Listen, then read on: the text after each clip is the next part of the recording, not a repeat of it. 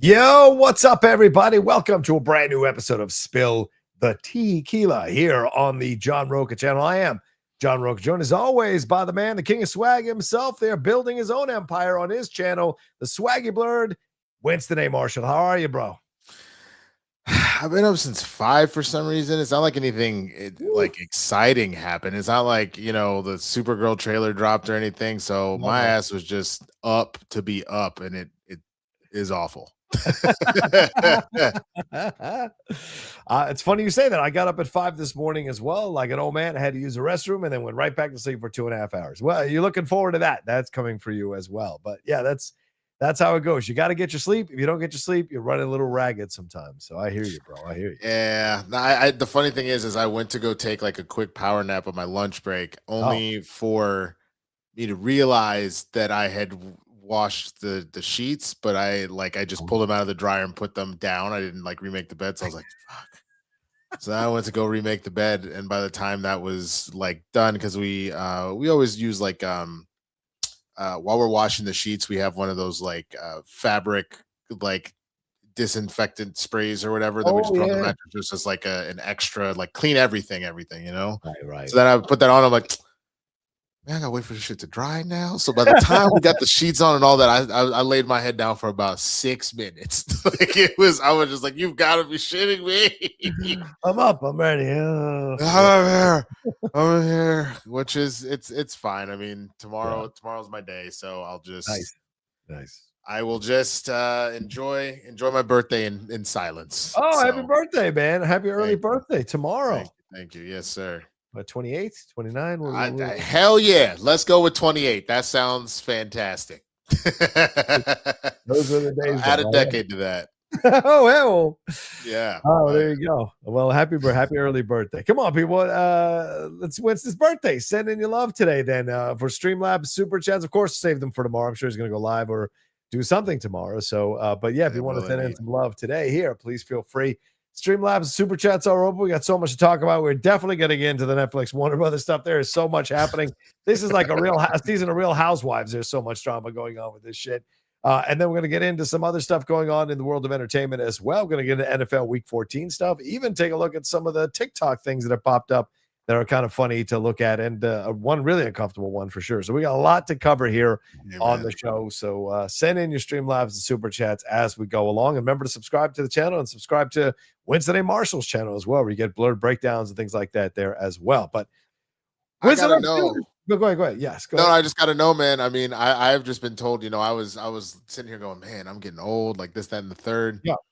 And then I got reminded by one individual that age ain't nothing but a number, bro. We're gonna talk about it a little bit later, but a certain somebody has decided, he ain't done. He ain't done. He back. Yeah, he ain't done. Because I haven't thrown a pass in 5 years, and I had 4 more children in that time. Doesn't mean I can't get back out on the field. Yeah, we're going to talk about 11 is what 11 children. He could have his own football team. He literally has an offense or a defense at this point. It must be an offense because I guess his son is a 5-star QB1 that's going to a D1 school or something next year, some shit like that. Wow.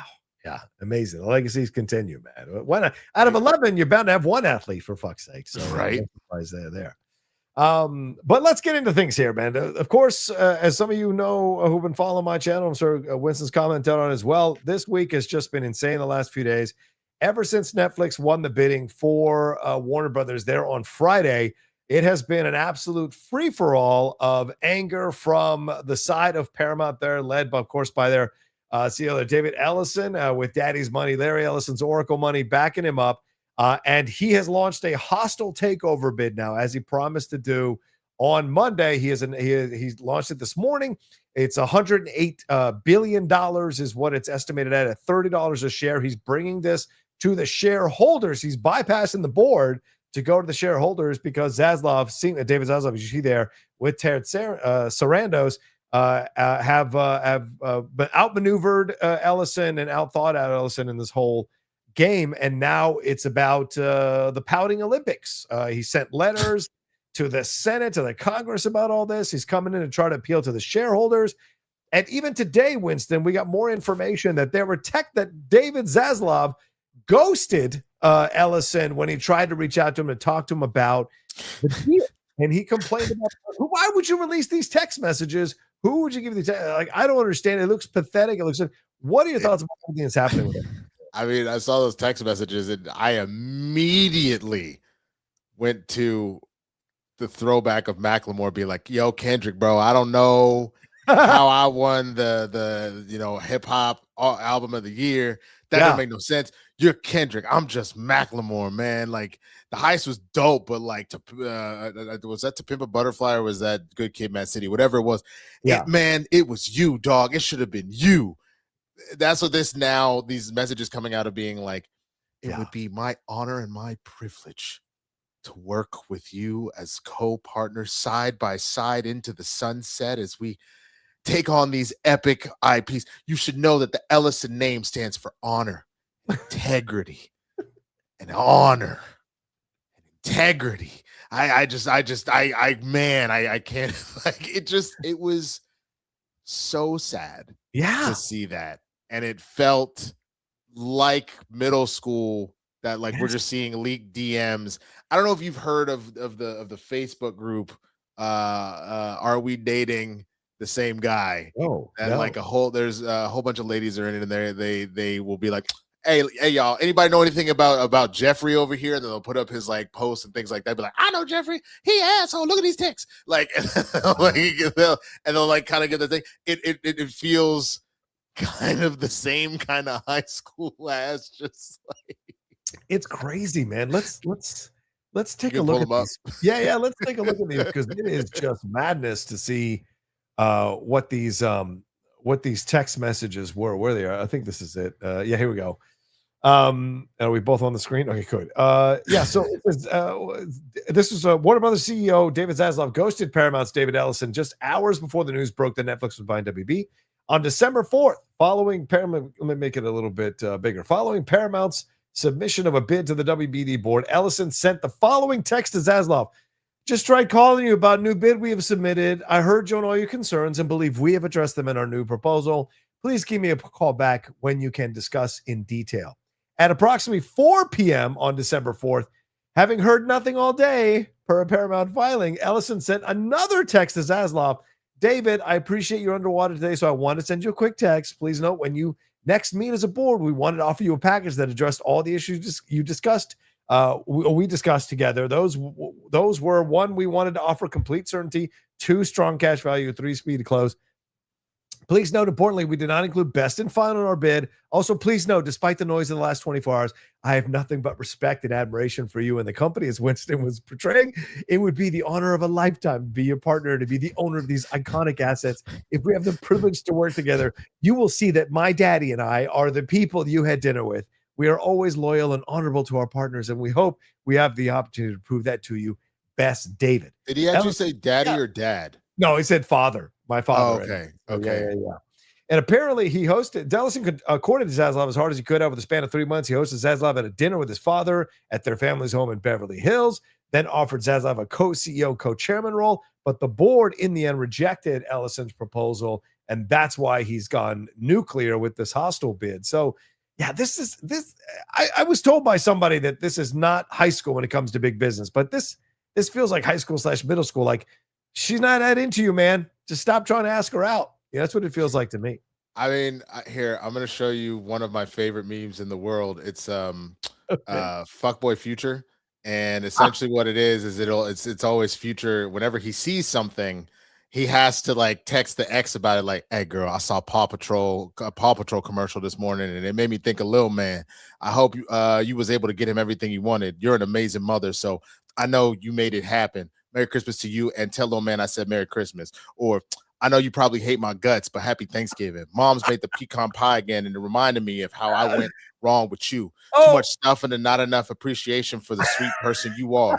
You don't have to respond, but I just wanted you to know that. Or this one, Instagram was down and it reminded me of all the times you tried to refresh what we had, but I kept showing you the same BS time after time. I wish I could straighten our connection and see what's new on the pages of this book called Us. You don't have to reply, just sharing my real feelings. Get it real? Even if we not together, you'll forever be my close friend. That's what that feels like. Wow. This literally feels like homie is just pulling a full on, just like future, just like fuck boy kind of meltdown here.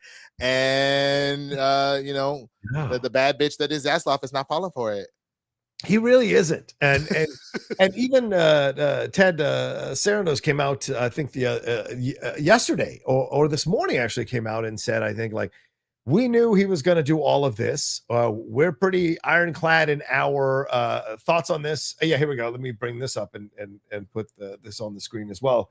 What did he say? Where is this one? Oh, I always forget. Anyway, it's up here somewhere. Which one is it under? Yeah, THR status. Okay, let me get that one up, because this is what Sarandos said with all this, which I think is really fascinating. He said, Teatso says, Paramount takeover bid for Warner's was entirely expected. We have a deal done. He said today's move, which was the $108 billion hostile takeover bid, today's move was entirely expected. We have a deal done, and we are really happy with the deal for shareholders, for consumers. It's a great way to create and protect jobs in the entertainment industry. We're super confident we are going to get it across. And that, to me, is the words of someone who's already explored every possible avenue that Paramount can explore here, and they are going to end up winning this whole thing. He even went to visit Trump back in early November, to start the process of, like, look, we got to maintain a relationship with you because you're going to prove this. And apparently Trump couldn't stop talking such positive things about him at the Kennedy Center honors thing. So this, to me, seems like it's all set up for them to win, and this is all sour grapes from Ellison. And he's only looking worse. Dude, as more of the information comes out, Winston, he looks worse and worse as more of the information comes out. I don't know what the fuck they think they're doing. This is bad PR. Yeah, it's not great. And I mean, it's funny because people have been, I remember on Friday how many people were just like pissed off that Netflix was doing. It was the one that won. Yeah. And it's not to say that there aren't concerns. Like, Sarandos actually had the audacity to be like, well, Barbie and Oppenheimer would have done just as big on Netflix instead of in a movie theater as like, no, it would not have. If you believe that, then yeah. I got some oceanside property to sell you in Chicago, my dude. Like, stop it. Like, that's not even remotely close. Now, it doesn't mean that the streamers aren't doing big business now, especially that we get reamed with new prices every 2 seconds, because it feels like they just continue to climb and climb and climb and climb and climb. Right. The same way that, like, in Uber, I've said this before, the whole thing, and Netflix has been quoted in saying this, whole thing with these tech companies is they're meant not to truly innovate. They're meant to disrupt. Netflix was always, their motto was always to disrupt Hollywood. Yes.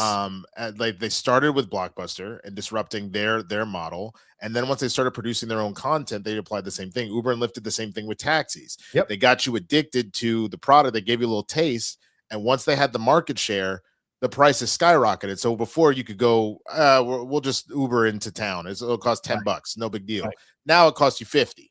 And that's the same thing the streamers are doing. I say all that to say that while I am worried about what Sarandos is going to bring to the table once he has all of this stuff, because he's made allusions to not caring about theatrical as much, it has been quoted by Ellison that he had made assurances to the Trump administration that if he bought Warner Brothers, he would be gutting CNN so that it would look like something that Trump approves. Yeah. And he already started that with CBS News. Let's bring that up, brother, man. Let's bring that up here. If you think Paramount, this is from the Wall Street Journal. The Wall Street Journal, which has carried Trump's water for a number of years, very much a right-wing publication.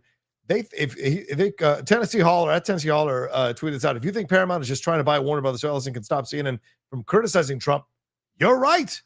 During a visit to Washington in recent days, David Ellison offered assurances to Trump, as Winston was alluding to Trump administration officials, that if he bought Warner, he'd make sweeping changes to CNN, a common target of President Trump's ire. Trump has told people close to him that he wants new ownership of CNN, as well as challenges to CNN programming. So all this stuff is coming out, even from right-wing columnists and right-wing sites. They're exposing Ellison's actual plan on this whole thing. And it's the first thing I said. This started breaking when Jeff and I were doing a hot mic tonight. It broke that he made the proposal.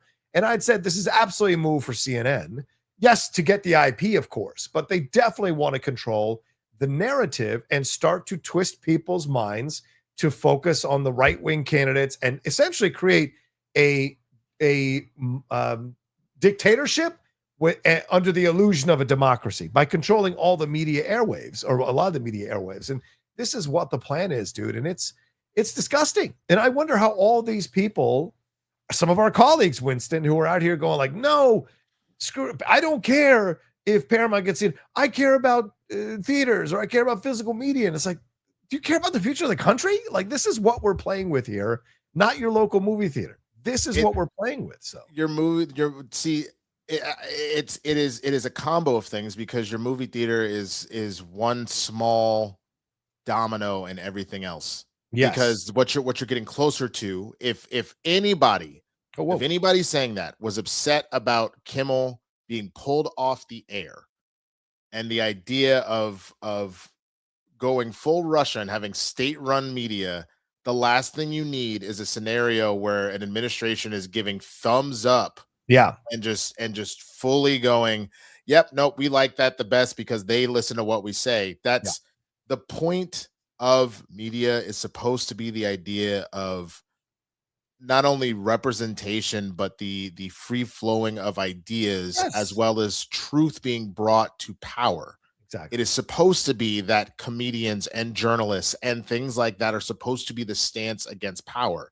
If what you're saying is that I now have control of two of the biggest studios, both TV and movie wise, period, under my control, and I bow to you, oh King Trump, then that's not, you were spitting in the face of that. We should be able to have a CBS that has your NCISs and your Yellowstones and your all the other stuff that Paramount put out, but then you also have an NBC that has, I've been doing rewatches, that has your 30 Rocks and your Parks and Rec and all the shit. You should have stuff that speaks to liberals. You should have stuff that speaks to conservatives. You should have stuff that speaks to everybody. This idea of we're all going to lean this one political way is absolute insanity. And that has always been why my two concerns have been, one, that, and two, when you mash two studios together like that, the amount of job loss that is coming from layoffs, it was going to be bad no matter who bought it, because if another company is acquiring one, like if a company's acquiring another,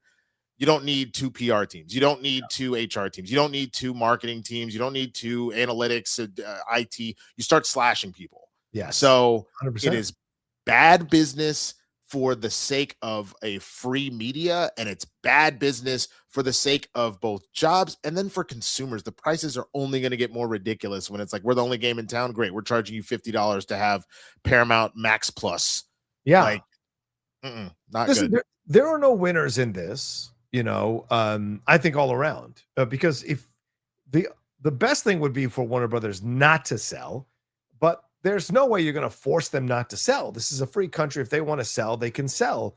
The question becomes, who do you sell to? And that's where the Paramount Netflix situation is a real interesting one, because both offer their pros and their cons, right? Because Paramount's committed. They said, I don't know how much you believe them, but they said they're going to commit to 30 theatrical film releases a year going forward with working with Warner Brothers. That's their goal, right?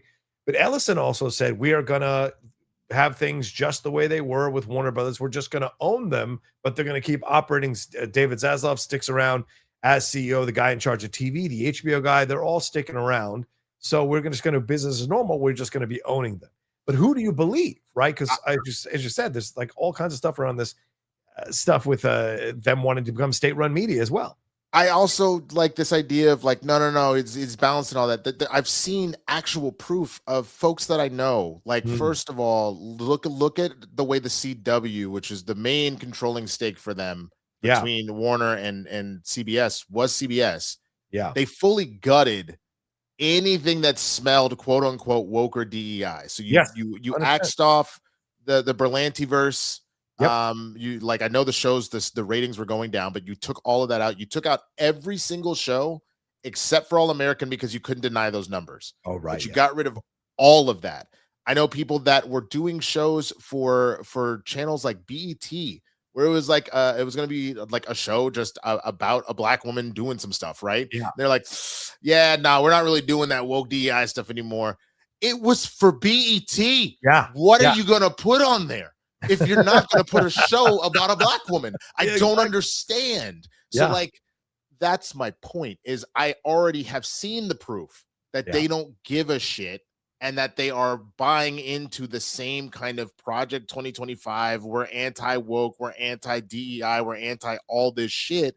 That I just don't trust it. That they're fine with the idea of black and brown folk going back to the background, but they're not chill with the idea of literally allowing us to also have space in that sort of, because again, it does not make logical sense to say you can't do it all. You literally can't. There's an audience for every single type of thing. So what are we even going on about?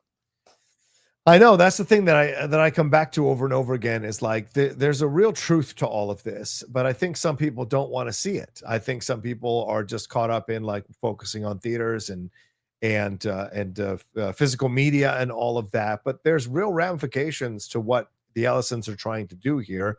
And they're trying to say all the right things to convince you to do it. They're just like a producer or some of the more nefarious producers on movie sets who want to get you to do something. They are just going to try every tactic in the world to try to convince you to do it because they need their needs met. And in the end, they're not going to fulfill the promises they gave you to get you to do a certain thing on set. It's exactly what you're seeing here. Just because they say they're going to commit to 30 theatrical movies, it doesn't mean that they're necessarily going to do that. And it does, and unless you write in the contract, like they could release a movie, but do no PR for it, no ads for it. So we technically released it, but we didn't promote it or push it and it failed. And then you reinforce the idea that, well, we don't need to be doing 30 because we're losing money from it. So this idea that going with Paramount over Warner Brothers, because it somehow will save movie theaters and physical media or keep theatrical windows where they're at, it's an utter lie. It's not going to, the theaters are going away. Not all of them, but some of them are going to go away. Physical media is definitely going away. That's been dying on the vine for quite some time. There's nothing this deal does to save any of that. That's just in your minds. I like just to that point of they can say whatever they want now and then do something because let's keep it a buck. We've all applied for a job and like I'm trying to remember who. I want to say it was probably D.L. Hughley that did this joke best. Maybe it was Chris Rock. I can't remember, but the idea of like you're in a job interview, you lie about all that shit so you can get the job. Talking about, were you willing to work weekends? Absolutely, I'll work weekends. I don't need no time for myself. Yes. You know what I'm saying? It's like, okay, are you willing to go in for a pay cut? Well, I need all that money anyway. What am I gonna do with it? I don't need all that money, whatever. And then you get in there, you're like, I ain't doing none of that shit. Exactly. Paramount Skydance since the merger has laid off around 3,600 jobs. 3,600 after saying, no, we're coming together to make this a stronger kind of studio, whatever. And then it became like, well, we have to do this. We have to restructure. We're trying to streamline. There's a lot of redundancies, blah, blah, blah, blah, blah, blah, blah. It was really just a stepping stone because Paramount had been looking for a buyer for a while. And I remember reading an article last year and being really kind of worried about it. But the idea that they've been looking at a buyer for a while because they really were falling in like fourth and fifth place in respective arenas, whether it be streaming or as the movie studio. So they bought Paramount to give them the Skydance did to give them the illusion of like, yo, we actually have more power and more whatever to then ultimately get their prize of WB as far as this is going. And again, you did that. You said what you needed to say to get the girl only to treat her terribly. And now you're doing that so you can get the other girl. You're literally dating. You decided to hook up with the best friend just so you can get close to the girl you actually want to talk to. So you can essentially be like, I don't really care about you. Maybe y'all could be sister wives, but I'm really trying to come over here and talk to her. Like clearly, because that's the thing that they keep talking about the IP that Warner has. They're not amping up and talking about how excited they are about the IP that they already have with Paramount. Right. they're like, I want what Warner has. That's what I want. Yeah, exactly. And that's where you wonder how long they can keep this up, because the stuff that's being exposed here, Winston, as I said, they look worse and worse as more of this stuff gets exposed. And you wonder, okay, well, where is the limit? Where is the line where finally people go, we're not going to entertain this anymore? Like going to the shareholders, that's like going to your mom because your dad won't give you what you want, or vice versa. It's 1,000%, right? Bro. Mom gave a hard no. And dad's ass is drunk from watching football. So you go over here and be like, Daddy, I want to go to the mall. Ask your mom. I did ask mom. Mom said, ask you. Cheryl, did you say to come here to ask me? See, she didn't answer. She said she didn't want to be bothered with it. Just I came to ask you. When your mom clearly said you better take your ass in there. You ain't going no goddamn mall. Exactly. And then the dad gets yelled at because the mom goes, "I told that boy no." So you get that situation as well. So yeah, I mean it's hilarious to me when you look at all of this because it's sad. It's sad because this they should just be planning to get this thing through. And the Ellisons are sitting there saying that we have a situation with Trump, we have a smooth ride with Trump, and they've got their mouthpieces that are out there. That guy Charles over on the New York Post, he snapped back at me because I called him out on some of the stuff he's been doing. He's basically been a mouthpiece for the Ellisons, promoting how they were ahead of the curve on all of this. They weren't shocked by any of this. They've been prepared. It's bullshit. They got outmaneuvered and outthought by Sarandos. Here, am I saying that right? Some people are really upset the way I'm saying it. And he's just smarter in the situation because he's been a Hollywood political animal longer than Ellison has been in the business, and he just understands how to play this thing with the big boys. You know who wouldn't have got outmaneuvered? David Ellison's dad, Larry. If Larry had been in charge, because he's run Oracle and he's played these games before, Larry would have made. I guarantee you, there have been conversations where David Ellison is sitting there and Larry is yelling, "You idiot! Why did you think this was good? Why didn't you do this or this?"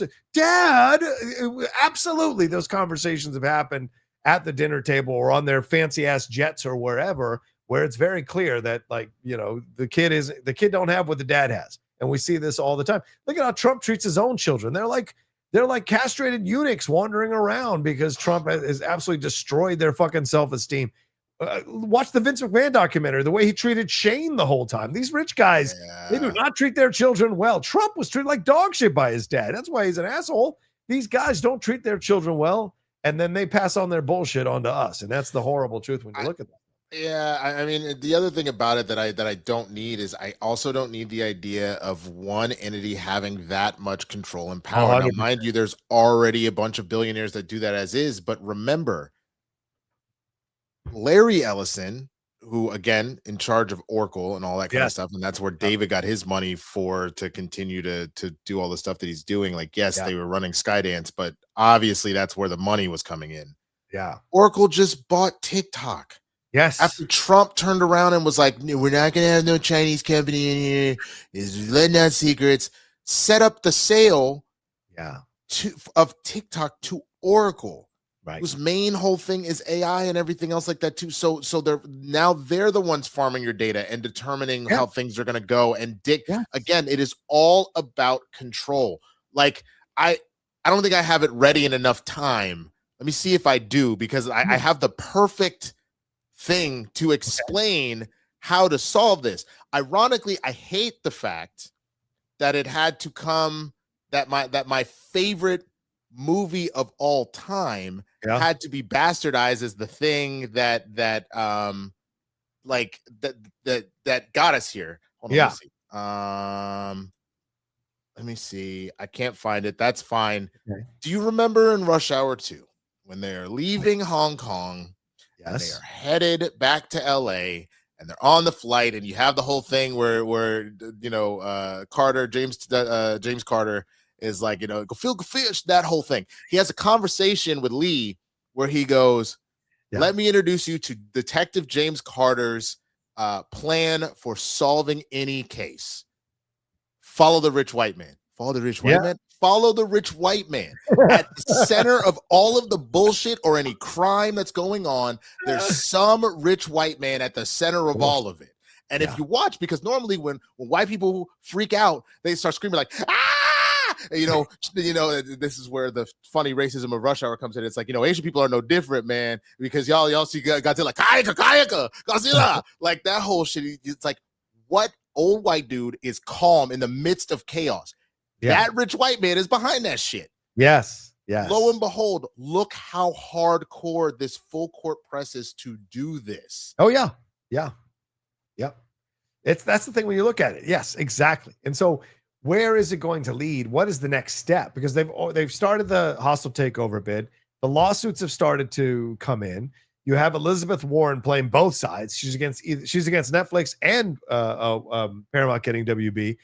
You got Bernie coming out on this, and then Trump is like, I both of them have done me wrong recently. I don't know which way I'm leaning, but it gets exposed in the SEC filing that his son-in-law, Jared Kushner, is one of the people behind the bid from the Paramount side of things. So is that him putting the finger on the scale, or does Trump not want Jared to have that much power and says no to Paramount, says yes to Netflix because he doesn't want to be challenged amongst his own family dynamics of who the top dog is? So you have all of that running through all this nonsense as well. So where is it going to go? And the reason, apparently, it came out today, the reason the board rejected, one of the reasons that's reportedly one of the reasons that the board rejected the bid was because it had so much Middle Eastern money behind it, with $40 billion from the Middle East, with the PIF fund, with Qatar, and with Saudi Arabia and other countries being involved here. And before that, 2 or 3 days ago, Tencent, which is this Chinese military company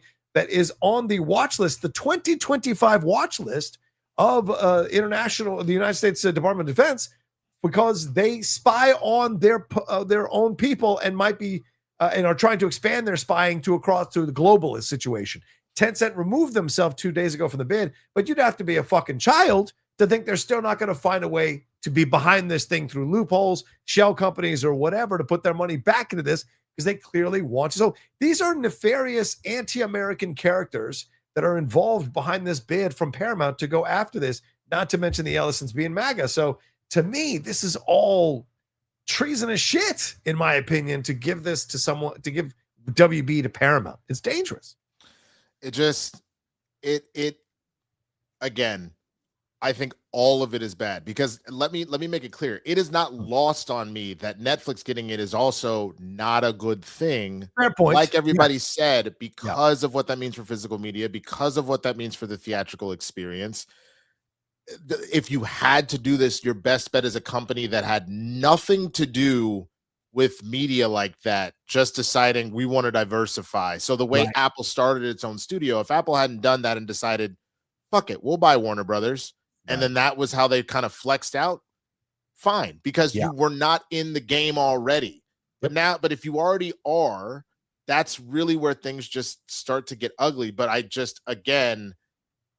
I obviously am not going to be happy. I'm going to be furious if the theater going experience dies. And I'm going to be furious if we lose our Blu-rays and shit, because in the same vein, and like, I know this was a different scenario, but like all of these studios were doing this shit during the pandemic, where it was like, well, they weren't putting as much out in physical media because they were like, well, they're on a streaming service. Check it out on a streaming service. How often does Disney lock up vault movies so that you just don't have access to shit? Like I knew people in the industry who had their movies, their TV shows, the stuff that they had worked so hard for, that all of a sudden just evaporated without a trace, because they were just like, we don't want to pay you the royalties. And this was right before the strike or right during the strike. Where they literally were like, we don't want to pay you that shit. So sorry, it's gone. It saves us money to not have to host that shit. So like, do not get it twisted. None of it is good. But at the end of the day, if the only thing that I'm worrying about is that versus the idea of that and then a state-run media type scenario, I'm gonna pick one over the other, because as important as it is, and knowing that this is my livelihood and everything else, one is gonna straight take away the idea of free speech potentially, because of who you are courting. You may not directly, but you are empowering certain people. And the other is just kind of changing a landscape that should not change like that. But you see what I'm saying? Like they're on different levels here. Like one is, oh damn, I broke my hand. The other is, I shattered every bone in my body. Those are two very different things. I go back to something. I read this the other night, and I'm gonna read it again here for some people didn't join me last night live. But this is what my friend texted me, who is in the business, in the industry. She said to me, my main reason for thinking Netflix is the better option, even beyond the Trump of it all, is the fact that they've never been afraid of diverse storytelling. They are consistently making queer shows and shows with diverse casts. They have a huge slates of foreign language stuff, which they make accessible for everyone, whereas Paramount HBO always messes up their subtitles. And they actually promote these foreign films and foreign TV shows and foreign language things. They've also never caved to pressure or harsh reactions to diversity, and they have constantly saved projects from other studios like K-pop Demon Hunters and Nimona and others. So this is the thing when you look at it. Yes, physical media, sure, it's going to go away. Yes, the shortening theatrical windows, that is a tough situation, but I think the public is inspiring that more than the studios are. But the thing is that Netflix is the one who is is showing you that they are unafraid of doing diverse storytelling. They don't listen to the anti-woke fuckers crying on YouTube. They do what they think is best, and most of the time it hits. Sometimes it doesn't, but that's their approach. And I'll take that, as you said, Winston, as you described it so well, over state-run media. I'll take that over Ellison telling James Gunn, you need to kill Hawkwoman for what she did to that corrupt white dude from the Eastern European country. And Superman needs to say truth, justice, and the MAGA way. Like, these are the things that would be coming under an Ellison rule. And that's the thing that I think is fascinating when you look at it, because that's the difference here between these two. There's pros and cons, but there's much more pros, in my opinion, on the Netflix side than there is on the Paramount side. And that's really all it boils down to for me. Again, let me reiterate this one more time, because someone's gonna talk about, oh, you're just whatever sort of shill. It's not that. They're all bad. Corporate mergers are not a good thing. They are bad, because again, you are screwing over the consumer as far as the price goes, and you are screwing over the worker, because again, the minute you shove all this together, you have made a Hunger Games. And it's like, we don't have enough for all of you, so you go full Thanos. I don't know if you saw this on my story, but like, we have been trying to get my lady to finish the Infinity Saga for years now. And we were down to Infinity War and Endgame, because she went with me to theaters to see Captain Marvel. Nice. She saw Ant-Man and the Wasp and all that. So we just needed to do these last two. We've been watching the rest of over years. So she finally sits down to watch Infinity War, and she loved it. She was like, this was really great. It was really well balanced, like all that kind of stuff.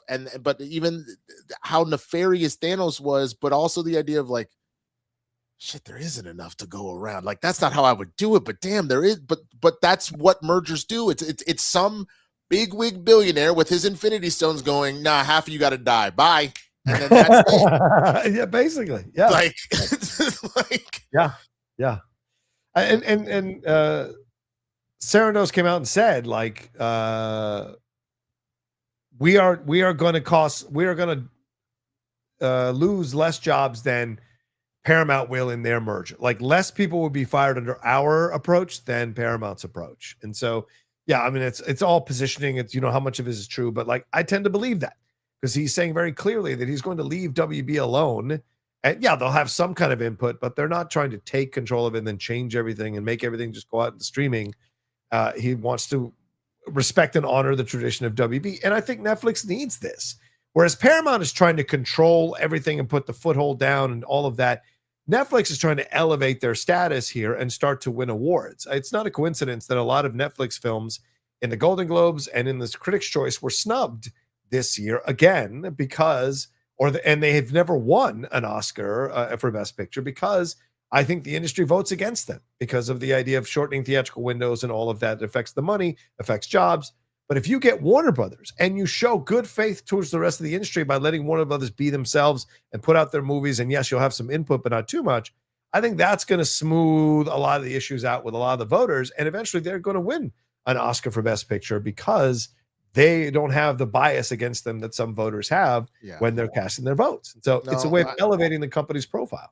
I feel that. I mean, it's not lost on me, though, that, like, again, when we just talk about all the different sides of this thing. Yeah. The strike went on as long as it did because of Netflix. Netflix was the one that was holding up that train. Like, again, I have to reiterate, none of these options are good. Yes. But Netflix was the one that was holding up that train, because all of the other studios had other things to kind of fall back on as far as their money went. Disney, obviously, because of the IP of Disney as a whole, had all of the theme parks and the merchandise, and they owned ESPN, so you had sports and whatnot.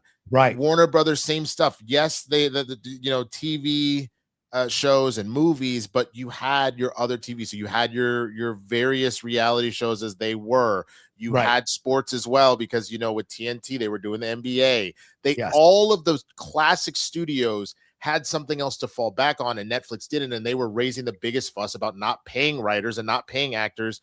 And that's the thing. I've known both personally and others that a lot of those deals where you're like, dude, I am a lead on a show. Yeah. You're thinking, because the base rate of doing that on, say, network TV is like like anywhere from typically around 18 to 20 grand is like the bare floor, but like 15 to 20. I knew people that like and when I say that, I mean like per episode. I know people that would be on a lead on a Netflix show and they're making like $2,500 an episode. And the problem with that, obviously, is you got to remember that's not 20. I'm not saying that is your net. Yeah, 2,500 is what you are paying your entire team and paying taxes on per episode and shit like that. So where you're thinking, damn, I just did 13 episodes here, I should be set for at least a year and whatnot. You've walked away with maybe 10 grand, and that shit took you like four months. Plus, you got to do press for it and shit like that. Like, you better have something else lined up, you know? Yeah. So, it's fair point to bring up the issues. Yeah. Do not get it twisted. They all suck in some form or fashion. But again, I just have to look at the bigger picture as far as this all goes. Well, that's why I thought it was like Sharon Waxman at The Wrap, who I do read her stuff and I respect what she does there. But she put out a tweet, a thread of like, I've spoken to some Hollywood power players and former power brokers, and this is how they feel about the whole situation. They think that Paramount is the way to go because of what might happen here with some of the residuals and some of the money and the salaries of these people and other. And I'm like, you polled a bunch of people who also fucked over creatives throughout their careers, also paid them less, also was part of the problem with going with non-union actors. Remember that, Winston, like a few years ago, it was sacrilege to use non-union actors. But a few years ago, it started to turn where 70 to 80% of your cast were non-union actors, because producers and studios and movie production companies wanted to save money with their casting.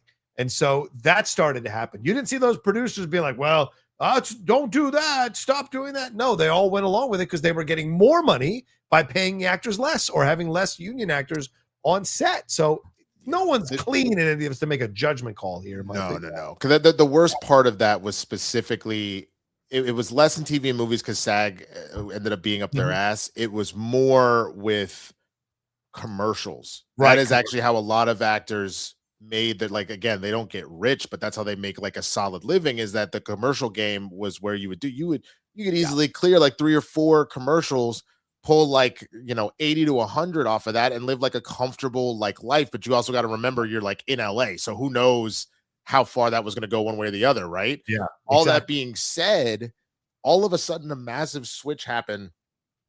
I want to say around like 2016, 2017. Yeah. Irony's not lost on me, where all of a sudden a lot of these agencies started making all the commercials non-union. So one of the biggest campaigns that I did, which I was honored to do, but it was the last thing I did non-union wise, was this ad campaign for 23andMe.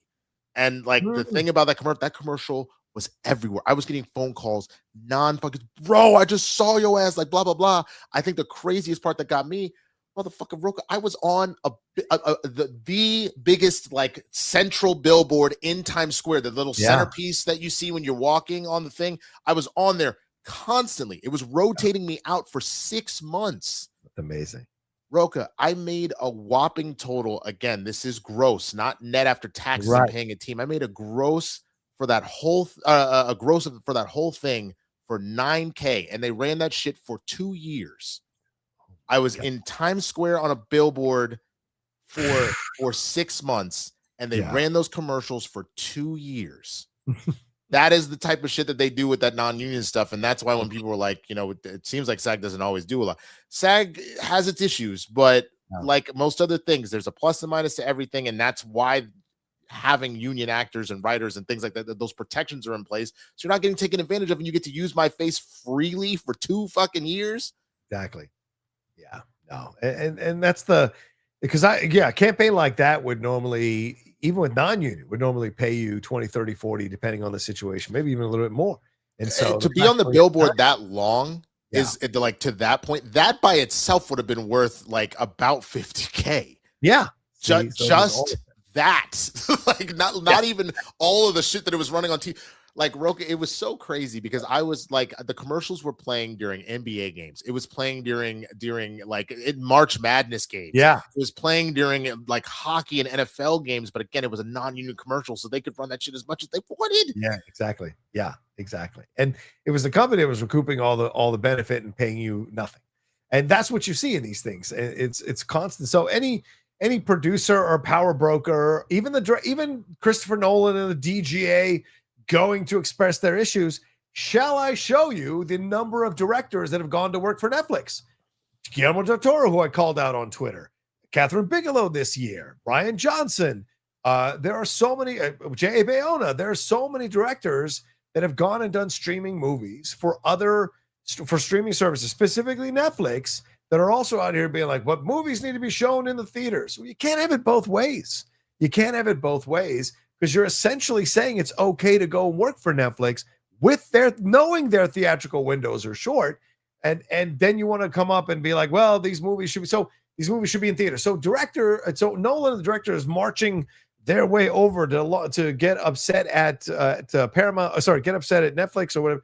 It's useless. It's nonsense, because if some of your directors are coming to work for my company, what the hell are you complaining about? So to me, all of this stuff is posturing. The WGA's statement, which is about as flaccid as it gets, posturing. SAG statement through Sean Astin, flaccid. The DGA, flaccid. Producers Guild, flaccid. It all means nothing because people have power in these positions and they know people want to come work and put their projects on their airwaves. And that's the situation you find yourself in. A bunch of creatives are going to be like, "No, I won't do it." Bullshit. Okay, we'll find another one. It will. That's the game, sadly. It's what's so weird about it, man, is like the truth of the matter is that we all have to stick together. Yeah. Because if you don't, that's where this stuff all comes apart at the seams. But at the same time, it's in such a bad place. I sometimes look, and then when someone's like, "I got to secure the bag," I'm like, I want to be mad with you, but I can't even be mad with you. I know, because it's fucking doggy dog right now. It's such crazy. It has gotten so bad that I'm just like, man, you gotta.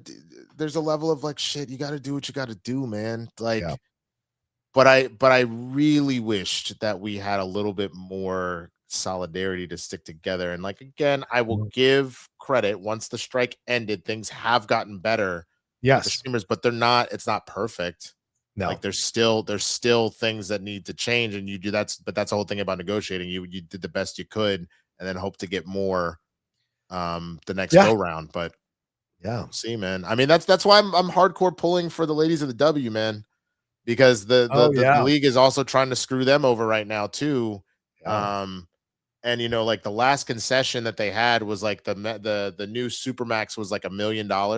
Yes, but then they were getting rid of like housing for players, which to me is crazy, because when you consider the speed at which players get traded or let go in that league in particular, and because people are only making so much, your contract of I make 80K playing for the Dallas Wings hits completely different in LA or New York, where just trying to find a place to live and to find a place to live quickly and having help you if you have a family is just not going, like, because it's not just, okay, I got to pay my rent and put the security deposit down or whatever. It's, I got to move my whole life. Yeah. Like, you know what I'm saying? So the like cost of living and how do I make that all squared away? Exactly. 100%.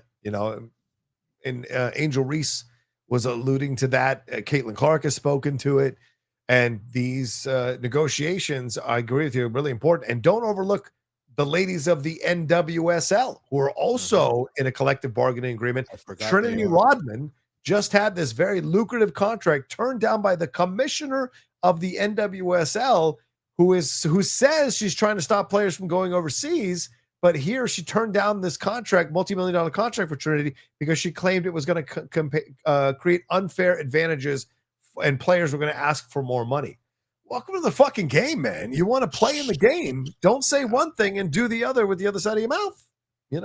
Yeah. The like is it a scenario of like what the Dodgers did with like Shohei on some crazy shit like that? Because that was wild. Because didn't he technically make like $1 billion off of that over like 10 years? But they're like Yeah. paying him like $1 a season, so it Yeah, doesn't affect it, and then they're just gonna eventually pay him out or some shit. Yeah, the Bobby Like Bonilla contract. Yeah, we'll that get it all at is the end. so nuts to me, which is crazy Yeah. because he got a lot of gambling to do, so that's not Hey, probably not the I best for him. allegedly. Don't you get allegedly? I'm not going. Allegedly.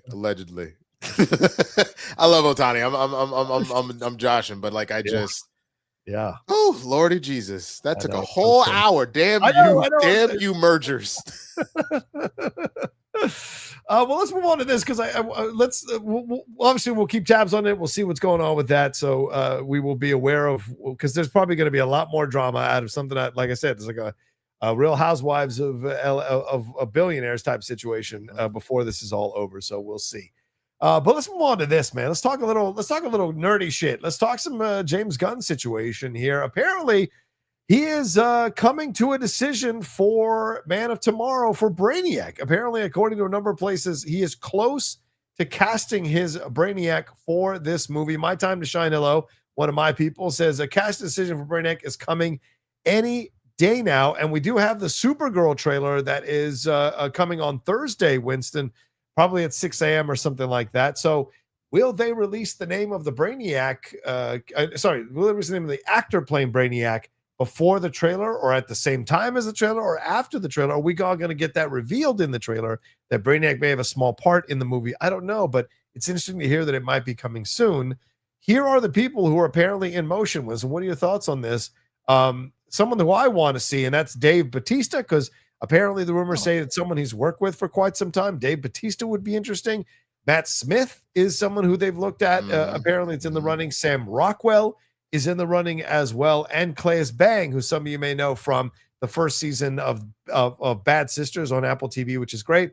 The Affair, The Northman, Girl in the Spider's Web, and also that Dracula show that he was a part of as well. So an interesting cast of people. I'm leaning towards Bautista, but what do you think we're going to get an announcement soon? And who do you see playing the character? Of those you just listed, Matt Smith is by far and away the best choice in my opinion, just because I love Bautista's acting. I don't get Brainiac from him. There's other villains that I think he would do great with if he wants to take his hand at being a villain, but it's not to say that he can't be cerebral, but like there is a certain kind of cold, calculated nefariousness that comes out of it, and there was enough that I've seen in Matt Smith in like House of the Dragon that aligns for me. I like Sam Rockwell as well, but he's a little too blasé. He's too cool. Like I can't separate him from him dancing in both Charlie's Angels and in Iron Man. Like I can't separate his cool factor. Brainiac's not cool. Brainiac is a calculating ass robot. Right. Like AI. So Matt Smith is the one that, like, just based off of performances that I've seen, that I'm like, that one works for me. And as far as when they're gonna do it, I certainly hope that we're not getting Brainiac in Supergirl, unless if we're following Woman of Tomorrow, when she speaks of losing Krypton, if we're sticking with the idea that Brainiac was like a Kryptonian AI, because there's a number of different ways that it's a different AI that's just been going by and came along Krypton at one point. There's also it was a AI of Krypton. There's a number of different ways that his origin story has been told. Right. If when she's reminiscing about Krypton, Brainiac shows up there somewhere, right, a flashback or something. Sure. I'm fine with that, but I really like the story of Woman of Tomorrow, and I don't want to deviate too far from what the original story is, personally. Yeah.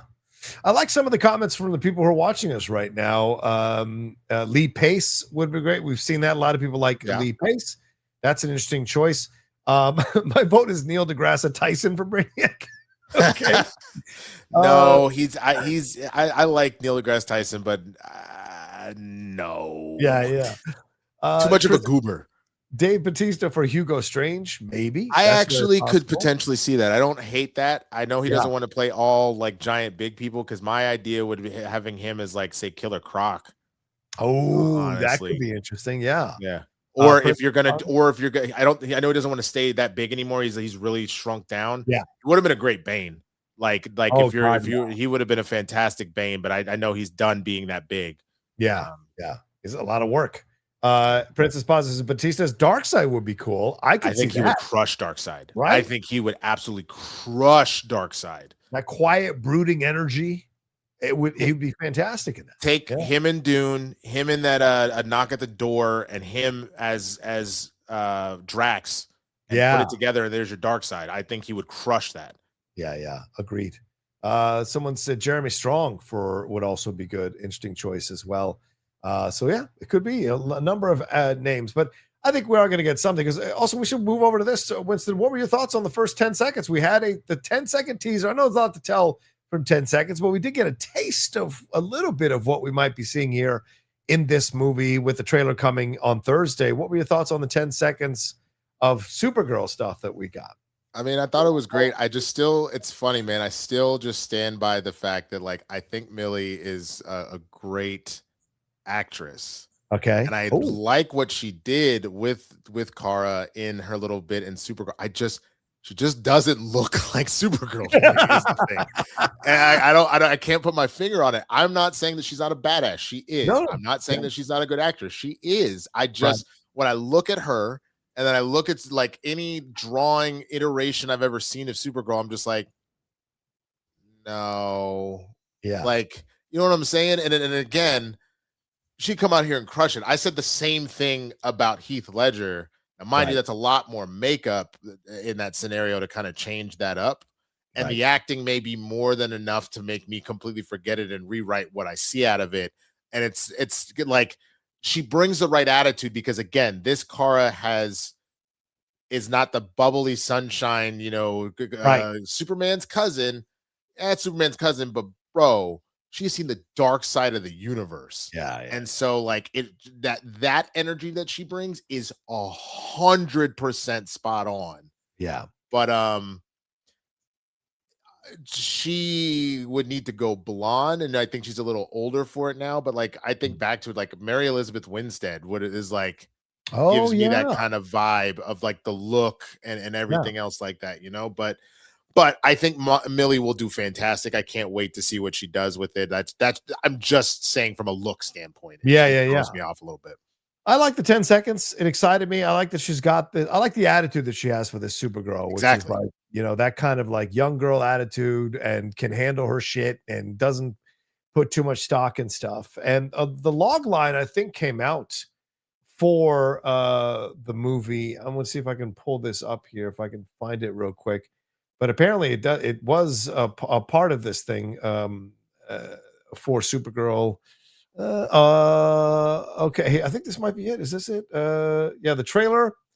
They're talking about the trailer. Okay, the trailer. Oh no, I'm not going to read that because some people are spoiling the trailer because the trailer was shown in New York at a special event. Some people were flown in, so I'm not going to read the trailer. People should discover that on their own. But I thought, okay, here we go. Is this it? The log line. Yeah. Okay, so when an unexpected and ruthless enemy threatens, Kara Zor-El is forced against her will to team up with an unlikely companion. I'm sure that's Lobo. Together, they embark on an epic cosmic journey where revenge and justice are at stake, and where Kara must confront her origins to find her own path as a hero. It's not Lobo. It's Ruthie.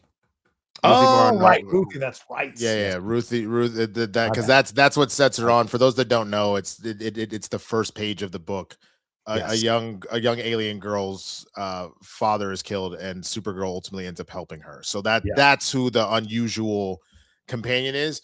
I'm curious because I wonder if Lobo, the way that Jason is brought into it, is if there's a replacement of like the gang that is sheltering the main villain. If Lobo maybe is like working with, and that's the alternate way that they go about it.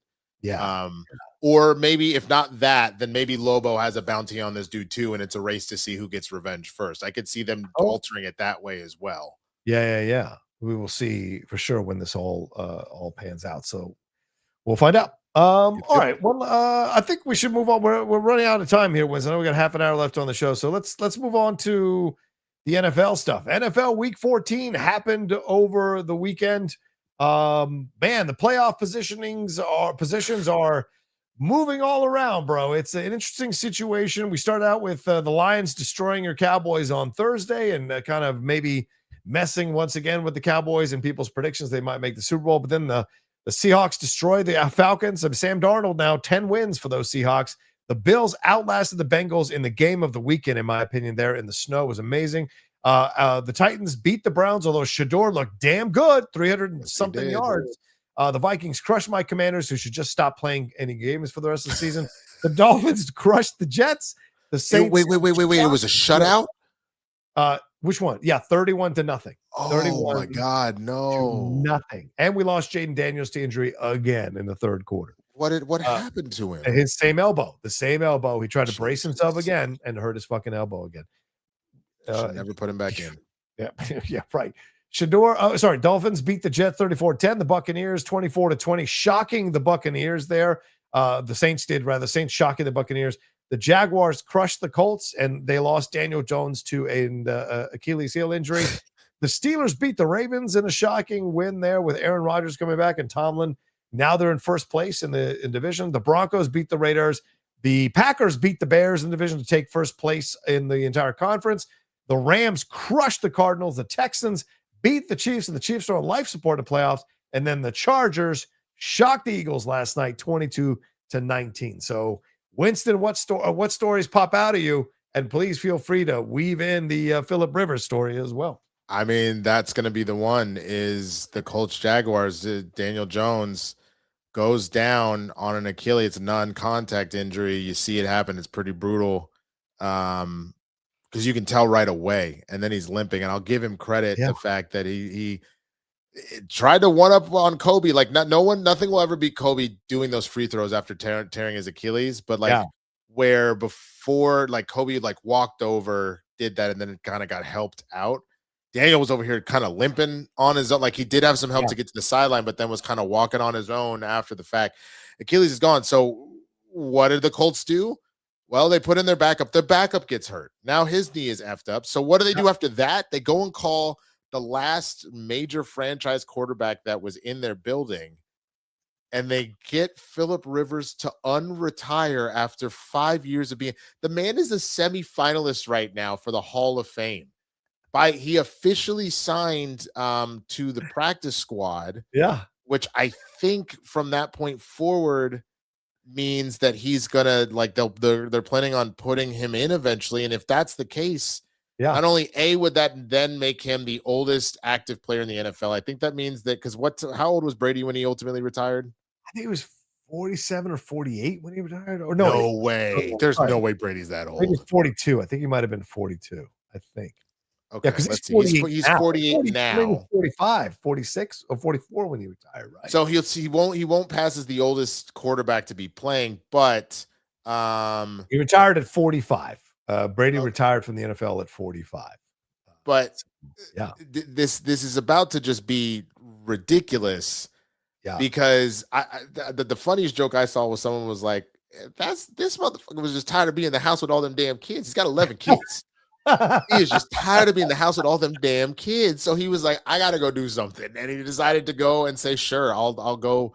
Because I guess he's been coaching. I don't remember if it's college or high school, but he's been coaching. So he's been working out with his players. So people were like, well, he's still throwing the ball and he's still working out. Maybe not as hard as he was before, but they're like, he still kind of got it. So they're going to let him play. I'm just going to say this, and I'm not wishing this at all, but I'm genuinely concerned. I was very disturbed, like most people, when Damar Hamlin died on the field. Oh, yeah, right. I genuinely don't necessarily want to see this, because Phillip Rivers at 44, having not played for the last 4 years, that first hit, look at how Aaron Rodgers is flinching right now. I know. You're right. Yeah. I am genuinely worried about Phillip Rivers' safety. Yeah. As far as this all goes. Now, if he comes out and if he does the impossible, I feel like if he comes in, Jonathan Taylor gets right, he somehow pulls a Peyton Manning and helps the team just kind of coast through and win a Super Bowl, because that last Peyton Manning Super Bowl, he didn't win that. He just made sure they didn't lose it. That defense won that. If the rest of the team, and he's just the linchpin to keep the wheels from falling off, I feel like you got to make an exception to the rule and just let him into the Hall of Fame immediately.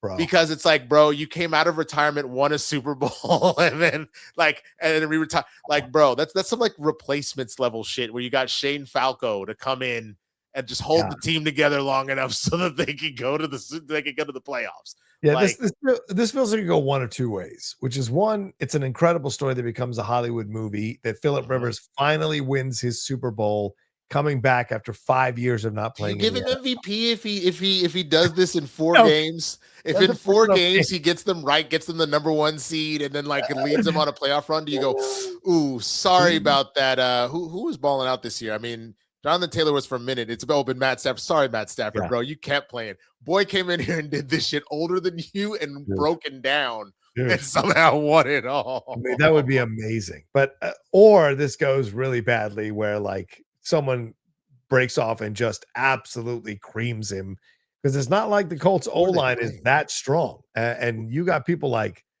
who are this massive guys, and you haven't played in 5 years. Those guys have gotten even bigger and faster. Rocha, these are the teams that they're playing. He's screwed. They play Seattle this weekend. Yeah. They play San Francisco. It's at Seattle. Oh, God. Oof. Then into town comes the 49ers. Yep. Oh. Then they play the Jags, who just beat the shit out of them and led to 2 of their quarterbacks getting injured, even though, again, one was on contact. The Daniel Jones was on contact. Right. And then you finish with the greatest defense in the league in the Texans. Yeah.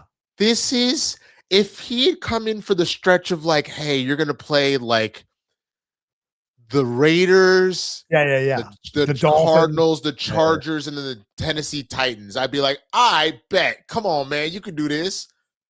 This is literally the worst 4 set of games that he could possibly play now. Yeah. It's a crazy situation because right now I don't see any team in the AFC dropping out of playoff contention except the Colts.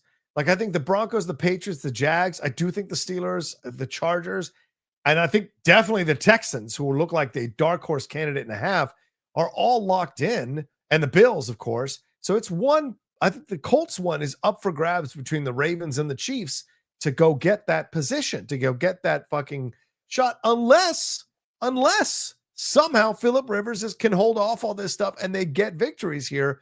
But this is where we're at with this situation, that it's got a lot of twists and turns to see if it's going to go out the way it is. But you point out so well, it's a murderer's row that he's got to play here to finish out the year. And these guys want to get the playoffs. Like you're playing playoff teams, so they want to fight for their seeding. You're going to get smacked around that game, man. It's going to be interesting to see how he reacts to all of it, you know? Well, yeah, and the funny thing is, he won't pass Brady for the oldest NFL quarterback to start, because, like you said, Brady retired at 45. Right. He turned 44 yesterday. Right. Phillip Rivers did. So there's no world where he goes beyond this year. I would, it doesn't make any sense. But he'll be tied for second with Steve DeBerg, Vinny Testaverde, and Warren Moon. But it's not like that in those moments in their 44th year they were doing anything super great. You know what I'm saying? So I'm old enough to remember every one of those players playing as a starter, including Steve DeBerg. I remember. Right. Like the oldest active players right now are Aaron Rodgers, Mercedes Lewis, Nick Folk, Matt Prater, and Joe Flacco. And how are all of them doing right now? So I just don't believe that a 44-year-old Phillip Rivers, who hasn't been playing at an NFL level, is going to do all that. And someone even joked about the idea, Brady wasn't even the number one. I take that. The oldest NFL players. This is quarterbacks versus NFL players. But the last little part, someone was like, bro, with those 11 kids, he's actually a grandfather. He is legitimately a grandfather about to. You want to go see Pop play football in the NFL? Like, God damn. It's so true. It's so true. It's going to be interesting to see what happens with that. All right. Any other stories from the games? I mean, I think the Bills, the Eagles. Great. The Eagles, man, that's some trouble. Told you. Where is El Boogie? Where is all these Eagles fans? I fucking told you. Now, Where's our mind boy you, it's Sean not Brennan? over until it's over, but how many times did I have to say there is a problem? Yeah. You look like the 2023 version of yourself where, yes, you started off strong with, we won 10, 11 games, but you were barely winning them. Yeah. And then when you got to the playoffs, you got embarrassed. Yeah.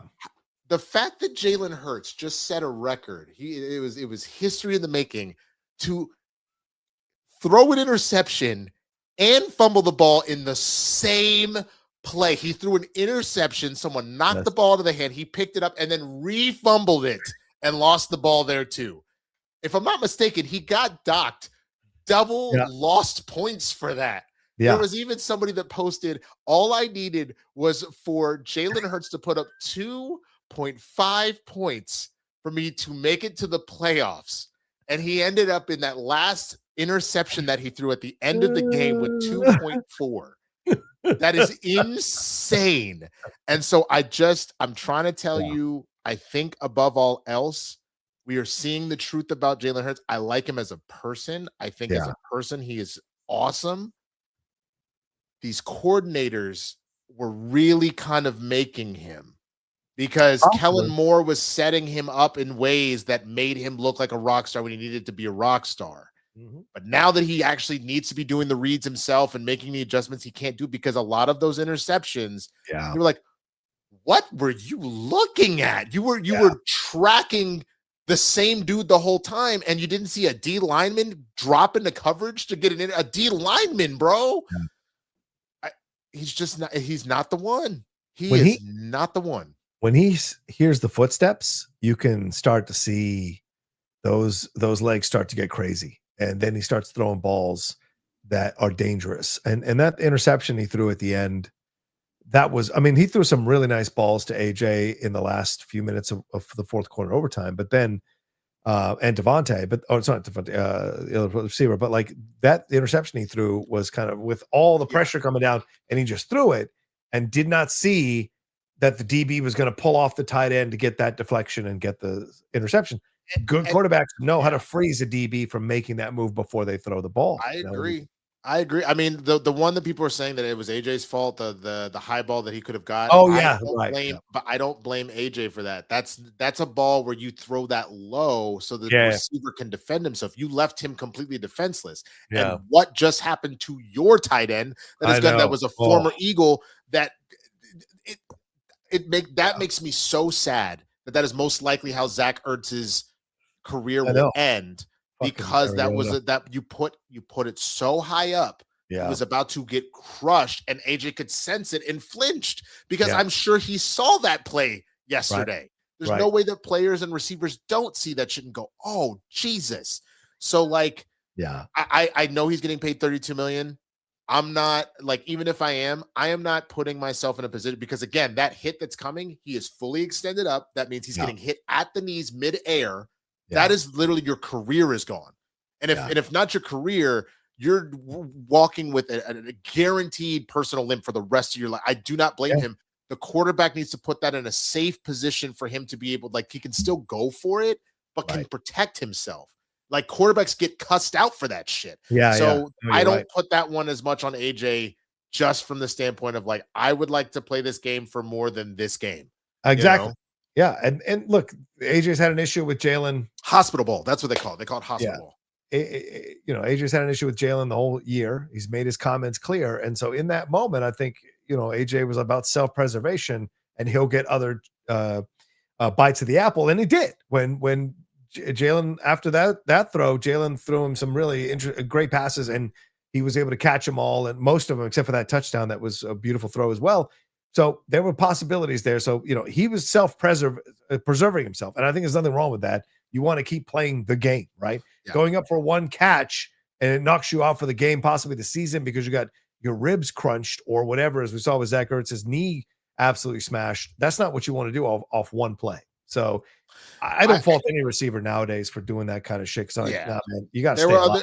There were other balls that AJ, I see El Boogie talking about, that AJ should have caught, and I agree with that. That I'm not denying, in the same way that I was mad with Pickens, where it seems like he just took his foot off the gas all of a sudden. Yeah. Once Edie got hurt.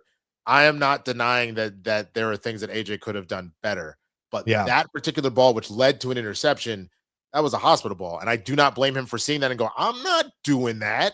Right. Okay, I got $32 million, so I can sit up and waste it on getting surgeries on my leg, and then I'm stuck in the house and shit. No. Yeah, 100%. Yeah, and like, that Zach Ertz one was horrific, man. I was gonna play it, and I'm like, no. I genuinely, like, Ertz was talking about this was his last. This was his last season. Yeah. To think that genuinely, I see somebody else said it, that was his last play ever playing football. That's heartbreaking. Yeah, I know. It's a shame because he was such a star for us last year. It's so true. All right, well, we got to wrap up. Let's get to the questions. Winston, let's run through these as quick as we can. Thank you to everybody who's watching us right now. Reggie Brown says, in my Stevie Wonder voice, happy birthday to ya. And fire Kevin Stefanski. Oh, I mean, shit. Dude, Shador looked good, bro. You know me, I haven't been in that camp, but you can't deny he looked damn good throwing that ball. I tried to tell you, baby. 3 touchdowns. Damn. That guy some more playing time. Let's see what's up. Hey, he's got it for the rest of the season. That's true. Dat Boy, thank you, Dat Boy, for the super sticker. Really appreciate that, man. Wiley up in here as well. Happy B-Day, Winston. There you go. Rocha, have you watched The Rock and Brendan Fraser's Actors on Actors yet? No, I have not, but I've seen clips, really sweet clips. I got to be honest with you. I don't know how much I buy The Rock's act right now, the humility, the soft speaking, the really appreciative. I don't know how much of that I buy right now and how much of that is PR because of the lumps he's taken recently with his egotistical move. So I'm still kind of warming up to that. So I will watch it because I love Brendan and I loved Rental Family. Highly recommend people see that movie. I really wanted to see that. Yeah, so I will watch it eventually. But yeah. You haven't seen it, have you, Winston? Not yet. I've heard good things though. Yeah. Chris Corcoran says, I'm worried about Ellison's blacklist of actors he considers anti-Semitic. Yeah, we didn't even mention that, which here means anyone pro-Palestine. He's literally friends with Netanyahu. Yep. That's a fair point. Yep. That's a whole additional level of just not of how he is operating. Mm-hmm. And that's what I'm saying is that he is fully in that and is not hiding it. Yeah. So yeah, I mean, there's a hypocrisy there where you're like, well, as MAGA Republicans, we can't make a living in Hollywood. And then you're going to be like, well, if you don't have a political point of view that agrees with mine, you don't get to work in my studio. That's fucking stupid. That is fucking stupid and hypocritical as fuck. Who says that they can't work in Hollywood? I mean, right. that was what Zachary Levi has been saying. He's got like 2 movies coming out. Like, what are we talking about? And Zach, no one goes to see your movies. You work in Hollywood if people want to see your movies, right? I mean, Kelsey Grammer's a hardcore. He worked for quite a long of time. Tim Allen, it's got a new sitcom. Kelsey Grammer's MAGA? Oh, he's came out over the weekend and said that Trump is the greatest president the country's ever had. Yeah, he's been what the fuck? He's been a Trump guy for a while, you know. Wow. Yeah. Didn't know that.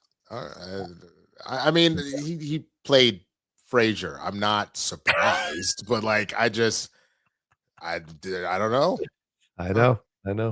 Matt Citizen McCall says NFL player that drove you nuts. It can't be over character, but because they're great and always causing problems for a team you're rooting for. Vaughn Miller for me. Oh, NFL player that drove me nuts. Oh, Deion Sanders when he played for the fucking Redskins, when we were the Redskins. That son of a bitch stole $8 million from us to fuck around for a year of football, and he never returned the money. He stole $8 million from us to just mess around and play a year of football. Is disgusting, and I'll hate him forever. Go Cowboy. He was still a cowboy, baby. Yeah. That's right. Hey, man, that's why you don't hire people within the division. What are you doing? I know. It was ridiculous. Oh, Don McNabb was another one. Who did I hate? It can't be over character. I mean, honestly, shady. LaShawn McCoy, bro. He would just dancing all over us all the time. I hated him. I think he's funny now as like an analyst. He annoys me the way he capes for the Eagles. Like he was drunk as shit last night on Speakeasy, and he was still defending the Eagles when there was nothing to defend. But hey, maybe he means like a player that was so good that was messing with your team. That's what I meant. That's what I meant. Okay. Yeah. So let me reiterate because I was talking about someone that irritated me.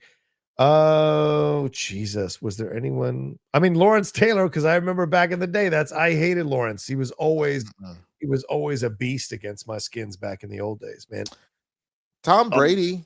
Yeah, Brady. Everyone hated Brady. Everyone. Especially as the Cowboys. We beat him one time, and that was the last game that I don't think it was the last one he played, but it was the retirement game, the last playoff game. We retired his ass.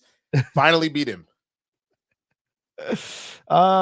Michael Miles, thank you, Michael. He says those texts read to me as Larry putting pressure on David to close the deal, and David is unraveling because I believe this is a test to see if he's capable enough to succeed him.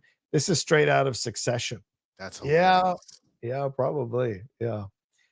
Oh, that show is hilarious. That show is much more truth than people want to accept. Shut up, Ralph says, hey, y'all, be careful out there. It's a dangerous world. I almost got kidnapped by Semen Demon on Thirst. Not a semen demon. A semen demon? That was the funniest line maybe in all of movies this year because it was so earnest and so concerned. Yeah, I was almost taken over by this evil semen demon. Like he meant that shit so much. Because for those who don't know, that actor is Jim Downey, who wrote on SNL for 3 decades, and there's a documentary on him on NBC Peacock. If you think that line was funny, watch that documentary. He's a very funny guy. Fred Tasman 314 says Ellison's be like Sheriff Buford T. Justice. Ain't no way you gonna come from my loins. Dads and their disappointing sons. Grandpa, I'm tired. Well, that's too damn bad. Vizwana 316 says whoever is the Democratic president needs to look at the Roosevelt playbook and shadow the fuck out of these monopolies. There has to be something better. Oh, I don't disagree. How do you shadow a monopoly though after it's emerged for a certain period of time?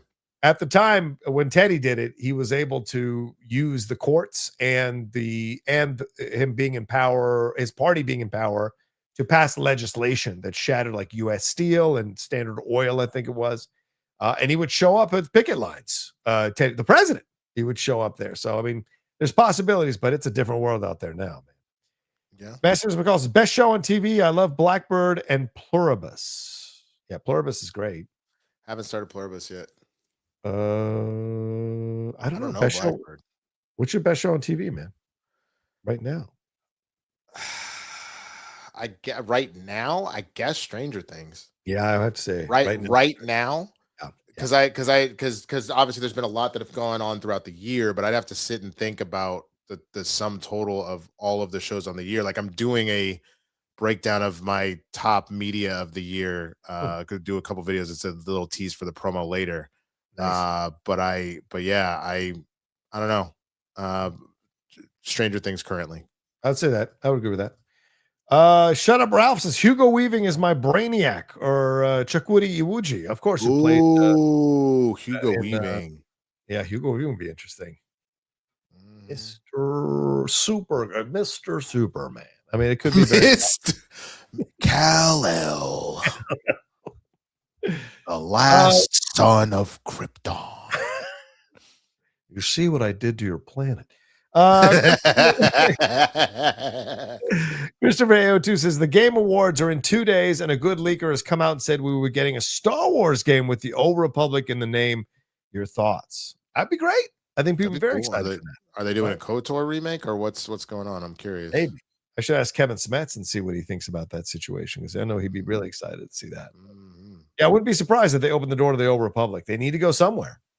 I have two flag as Miami elects the first Democratic mayor in 30 years. Wow. That happened tonight. Wow. Okay. Good for them. There you go. Hell yeah. So much winning. Yeah. Democrats end a 30-year losing streak as Miami as a Trump-backed candidate falls short to Democratic Eileen Higgins, who is now she defeated Republican Emilio Gonzalez, and she is now the mayor of Miami. Damn, respect. Right. Dude, I mean, what? And then Tennessee last week, barely the Republican barely squeaked out. Yeah. In a district that was very Trump happy. Look, man, there's the reason the big push. You got to try and that video you sent me. I'm surprised we didn't end up covering it, but the idea of trying to get a control of CNN before the primaries. Right. We unfortunately we run out of time, man. We're out of time. Yeah. Christopher AO2 says they are also going to announce a new Tomb Raider game at the Game Awards. Thoughts? Have y'all ever played or seen those Tomb Raider games and movies? I played a lot of Tomb Raider games. One of my ex-girlfriends way back in the old days, Jamie Jean, she was a massive Tomb Raider fan. So we bought the new Tomb Raider game and sat there all weekend and played it until we won it. She was a big Tomb Raider person. So I like those games. They're fun. The only one I played was the remake kind of launched one where like she's shipwrecked and then she's like hiding from pirates and shit on the island. I've only played that, the more recent, that retelling origin story. I played random levels of the original games because I didn't have a PlayStation. I had a Nintendo 64. So it would be when I went over a friend's house. Right. Yeah, those are good games. The movies. Jared J 8846 remake of Tom Hanks classics The Burbs is happening at Peacock as a series. Saw the trailer. For me personally, does not look good. We just keep remaking everything instead of making new shit. I think it's Keke Palmer in that one. I think. Oh, is it? I think so. We'll see. Okay.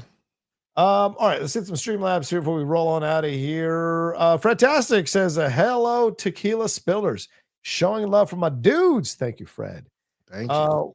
When I hear the phrase hostile takeover, I expect to see Michael J. Fox and the guys from the mailroom entering the room. Ellison acts like the spoiled YouTube kid I grew up with when they didn't get their way. Damn. Yeah. Damn. Doug Developer says, to be honest, CNN did this to themselves. Corporate greed had CNN absurdly both sides every issue, having insane Jerry Springer-like debates to Jake Tapper and company, being absolute cowards with their unbalanced coverages. Independent media will become the mainstream. And as far as indie media goes, I recommend The Bulwark, The Lincoln Project, Don Lemon, Jim Acosta, and the I've Had It ladies. Pro-democracy people from different racial, gender, and political perspectives. What are some of your favorites? You just listed all of them. And I'm a big fan of Hassan Mehdi. Is it Mehdi Hassan? That's who I was going to say. Mehdi Hassan, yes. Yeah, that's who I was going to suggest. Yep, The Bulwark is great. Don Lemon is great. I've Had It. I love the ladies. Jennifer Welch over there, she's so good. So yeah, big fan of all those people. I am People Like Am says Seattle versus the Pats is my Super Bowl prediction. A rematch where we make things right. Damn it! What's your prediction? Also, Andor is Variety's pick for TV show of the decade. Someone over there is pretty bright, I guess. Andor still haunts me. Just so excellent. I agree. The Rams are gonna, in my opinion, they're going to walk into the Super Bowl. I have no idea with the AFC. It's too up in the air. It could be the Pats, but I don't necessarily trust Drake.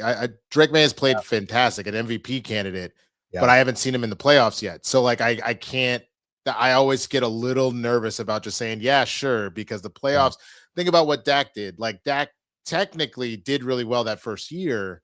Won that first game, but then we came up against the Packers and he didn't even play bad in that game. It just Aaron Rodgers did Aaron Rodgers things, and you got that like last minute like 55-yard kick from whoever, Crosby, that you just couldn't do anything about.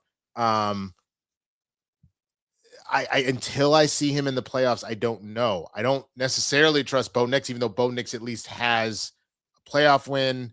The Bills look terrible. The Chiefs probably aren't going to make it. The Ravens probably aren't going to make it. The Steelers, even if they end up winning it, they're like, so all the perennial like winners are not even going to be there. Who knows what Phillip Rivers is going to do for the Colts? I can't believe I'm saying that in 2025. The only thing I feel pretty comfortable about is I think the Rams have it for the NFC. I think they're too well-rounded, and I don't trust Sam Darnold. I feel like Sam Darnold will do the same thing he did in Minnesota. He'll get you to the playoffs, and then he'll shit the bed because minute he was in prime time, he was horrible. Yeah, that's true. I have a dark horse. I have the Texans as my Super Bowl pick right now. I think I don't hate that. I think they're rounding into form. CJ is looking good again, and that defense looks best like defense in the league. Wild dogs. They're mauling people. Yeah, it is the best defense in the league. Yeah. I don't hate that when if you're dealing with these teams where the quarterbacks are untrustworthy or the quarterbacks are the sole weapon. Yeah. That's the type of team that could go in and like cause chaos. Yeah. And they have they're playing the Cardinals, the Raiders, the Chargers, and the Colts. Those are all winnable games, and they could be 12-5 by the end of the year. So you trust the Texans defense more than the Broncos? I do. Yeah, because I think Bo Nix is shakier than CJ Stroud. Okay. And so I think it's less. You think that the defenses are comparable. it's a wash. You just think that if you had to pick your quarterback, you're taking Stroud over Knicks. Yes, 100%. Yes, that's the difference there. They also have a better weapon. I would argue that Nico Collins clears any of the receivers in Denver. Yeah, very much so. All right, well, let's wrap it up there. Thank you all so much for hanging out with us here on Spill the Tequila tonight, live here on the John Rocha channel. You guys are amazing. Thanks for the Streamlabs Super Chats. Thanks to the well over 200 of you who are joining us for the entire show. We appreciate you madly. Winston A. Marshall, another great show. Please let people know where they can find you, what you got going on. Yeah, you can find me at the Swaggy Blurred on all platforms, especially here on YouTube. I did the Blurred Breakdown on Monday evenings, the Pop Culture Show for when you need to know, see what happened was. So definitely check all of that out. I started memberships on my channel. I'm going to be doing some exclusive content over there and things like that, which will be really awesome, and early releases and whatnot. Obviously here every Tuesday with John. Tomorrow, again on my birthday, we are doing a Blurreds in the Hood. It might be a little bit early because I think Jay has somewhere to be in the evening. So I think we're going at 5 instead of 6 p.m. Pacific. So make note, we will tweet out about that and put it on our stories and stuff. Fridays, Capes and Cows with Christian and Chris. And then the Demon Slayer reactions are back. We're going to finish out a season 2. Nice. So we've got a couple more weeks, and then I think we're putting it on a pause for a little bit, but definitely check all of that stuff out. Nice. We got one more here. Sorry, Winston. Haskell, our friend Eddie there. Ed Haskell. Hey guys, happy B-Day Eve, Winston. My 53rd birthday was Sunday. I'm on a gummy and watching Sundance Channel on cable. On now Meatballs, then Caddyshack and Stripes. Nice, man. Happy birthday, Haskell. Happy birthday, Haskell. You're one of the good ones that supports all of us, man. So happy birthday to you, brother. We are all very happy that you're alive and doing the things that you're doing, and enjoy that gummy and that's a nice run of movies to enjoy in a gummy for sure, brother, man. Much love. All right, as for me, you can follow me at The Rocha Says on Twitter, Instagram, TikTok, all the social media. Subscribe to the channel, please, and hit that like button. And most of all, share the show. We want to get more people hanging out with us on Tuesday nights as we do the show live. We'd love to have more and more of your friends come and join us and have some fun talking all the subjects that we talk about here on the show. We'd love to have you. So take care of yourselves. Be well. Enjoy the rest of your week. And we'll talk to you next time with another brand new episode here of Spill the Tequila. Peace, y'all.